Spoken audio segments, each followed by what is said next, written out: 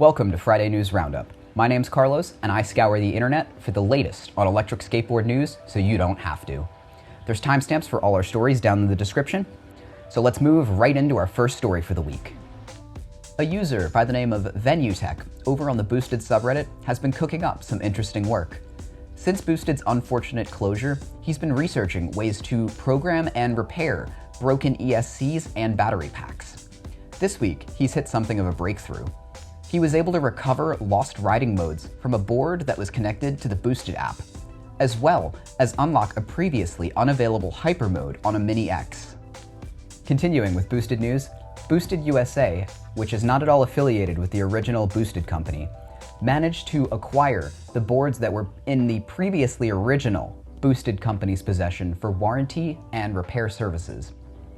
They're attempting to contact the original owners and will be returning their property. If you haven't been contacted yet, go ahead and reach out to Boosted USA with any relevant info, as they might not actually have a way to contact you.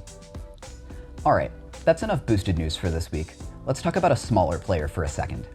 Arcboards is a little company from Singapore, responsible for one of the smallest and lightest electric skateboards on the market, the Arc Penny.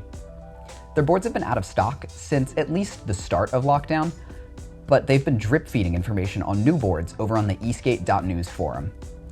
Now, this news is getting a little bit old at this point, but can we please talk about their new trucks?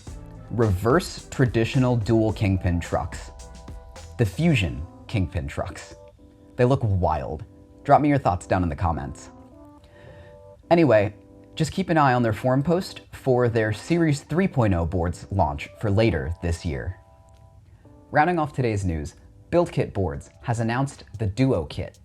It'll be available starting on August 1st, and they're touting it as a competitor to the X-Way Flex, beating it in nearly all on-paper specs.